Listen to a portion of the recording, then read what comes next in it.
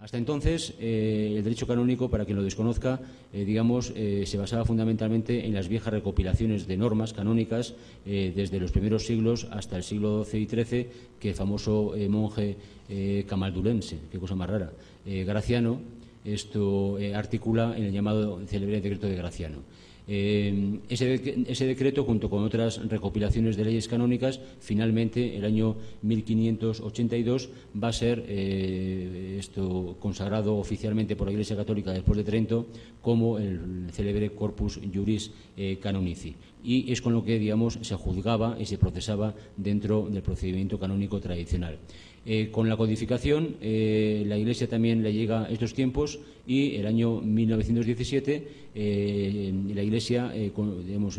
proclama su primer código de derecho canónico al estilo de los códigos que en el siglo, sobre todo XVIII y especialmente XIX, pues todos los estados europeos habían, legislado en materia procesal, en materia penal, en materia mercantil o en materia civil. Este código es un código basado en los viejos principios de la Iglesia como Iglesia jerárquica y, por tanto, el sujeto de derecho, el fiel, por así decirlo, desaparece por completo de todos sus textos. Solamente se le tiene en cuenta en cuanto que constituya asociaciones canónicas o asociaciones de fieles, pero como individuo, diríamos en el lenguaje actual como ciudadano, el fiel católico prácticamente se extingue y desaparece en esa vieja codificación. Sí es verdad que es una codificación de un rigor jurídico extremo y que recoge, todos los planteamientos de los siglos anteriores de dicha dinámica. Pero, como decía al principio, llegamos al Concilio Vaticano II y el Concilio Vaticano II introduce dentro de la doctrina de la Iglesia 4 elementos que rápidamente paso a formular. En primer lugar, el concepto de libertas ecclesiae, es decir, la Iglesia, por primera vez desde Nicea, ni más ni menos, desde el año 325, dice y proclama que es una entidad autónoma del poder civil, del poder político. Durante prácticamente 17 siglos, la Iglesia, como todos sabemos, ha estado de una u otra forma vinculada a los poderes estatales, imperiales, reinos, feudos, etcétera, y además haciendo incluso, apología del mismo, ¿no? Bien, por primera vez un texto, una Constitución apostólica declara que la Iglesia es libre de cualquier apoyatura pública o política y, por tanto, es un ente autónomo y, por tanto, libre, ¿no? Segundo elemento, lo que se llama, la asunción por fin de la libertad religiosa, es decir, que la Iglesia, por primera vez, destierra aquella vieja máxima de ex ecclesia nulla salus, es decir, fuera de la Iglesia no hay salvación, y dice que en todas las confesiones, en todos los credos, en todas las religiones, las gentes de bien pueden encontrar, por supuesto, la salvación y, de alguna forma, se incorpora dentro de su normativa doctrinal el concepto de tolerancia religiosa. Ha tardado 20 siglos, pero bueno, no está mal, poco a poco. En tercer lugar, introduce el concepto pueblo de Dios, que va a ser clave para la normativa canónica porque por primera vez el sujeto de derecho ya no van a ser el clero, ni van a ser los religiosos, ni van a ser las asociaciones de fieles, sino van a ser los fieles, es decir, entre comillas, los ciudadanos que pertenecen por el bautismo a este ordenamiento jurídico. Este concepto de pueblo de Dios frente al concepto de iglesia jerárquica es fundamental porque, evidentemente, el acento ya no se pone en los órganos, jerárquicos, sobre todo, fundamentalmente, de clero, sino que a partir de entonces, la Iglesia se constituye en una comunidad, en una congregatio fidelis, como dicen ellos, en una congregación, una comunidad de fieles, y el sujeto de derecho prioritario ya no va a ser ni la jerarquía eclesiástica con el Papa a la cabeza, ni siquiera, los religiosos o clero bajo, sino van a ser los fieles entre los cuales, todos nos podemos encontrar. Bien, una vez conseguido esta carta de ciudadanía dentro del modelo eclesial, el Papa Pablo VI, el año 1966, constituye una comisión para, redactar un nuevo código de derecho canónico, una nueva fuente de derecho canónico,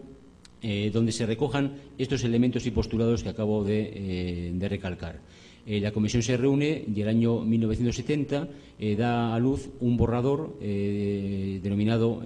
borrador o notificación Lex Ecclesia Fundamentalis, en la cual, que es lo que más me interesa destacar, digamos,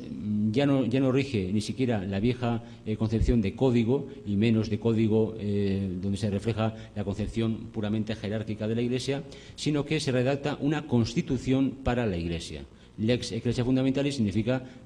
constitución, por así decirlo, fundamental o ley fundamental de la Iglesia. ¿Qué quiere decir esto? Quiere decir que en los últimos 30, 40 años la Iglesia, digamos, igual que en el siglo XIX percibió el empuje napoleónico para la codificación, también habrá recibido los nuevos vientos de las codificaciones constitucionales, en este caso las normas fundamentales de todos los países que en el ámbito occidental, digamos, funcionan de una manera libre y democrática. Esta comisión, por tanto, redacta una constitución para la Iglesia, al estilo moderno del término, una ley fundamental, pues como pueda ser la de Bonn para Alemania o las constituciones, digamos, del entorno, incluso de aquí de Latinoamérica. ¿Qué sucede? Que esa Constitución, en su preámbulo, aparecía, digamos, una tabla de derechos y garantías de los fieles, al igual que en cualquier Constitución. Eso que el profesor Lucas Verdú suele denominar habitualmente como, digamos, marco de la Casa Constitucional, ¿no? Es decir, ese ámbito, digamos, por el cual se entra y se interpreta esa Casa Constitucional, ¿no? Pues bien, la Iglesia hizo eso con esa norma fundamental. Digamos, de nuevo, en este caso es el legislador, entre comillas, civil, el que influye sobre el legislador eclesiástico y, digamos, pasa a los llamados, bueno, consejos para el estudio de dicha ley fundamental. Y finalmente, digamos, Juan Pablo II, cuando accede al poder, bueno, deroga esta medida, deroga esta ley y, digamos, vuelve a la tradición del Código y finalmente se promulga el actual y vigente Código de Derecho Canónico del año 1983.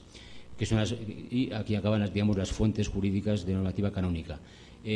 Con una sola salvedad. Lo que en la Lex Ecclesia Fundamentalis aparecía como preámbulo normativo de leyes y garantías de los derechos, ahora este preámbulo se pasa a un capítulo, digamos, posterior, digamos, como materia procesal, garantías procesales, pero sigue faltando en ese cuerpo jurídico canónico un elemento fundamental que están evidentemente en todas las normativas y constituciones seculares, y es sencillamente las garantías en los procesos que llamaríamos nosotros contenciosos administrativos, porque sí hay garantías evidentemente en el proceso matrimonial, pero faltan y muchas en los procesos, digamos, que el ciudadano católico, en este caso el fiel católico, pudiera tener con su párroco, con su obispo o con la misma jerarquía de la Iglesia católica. Por tanto, esta es la historia, digamos, de un ordenamiento jurídico arquetípico en el cual primero bebió de Roma, segundo dio a beber a todos los estados modernos, tanto en el ámbito del derecho público como privado, y finalmente, de nuevo, parece que quiere beber, aunque le esté costando bastante, de las normativas constitucionales, sobre todo con el esfuerzo de introducir en su normativa canónica los derechos y garantías de los ciudadanos que, entre comillas, allí se llaman fieles.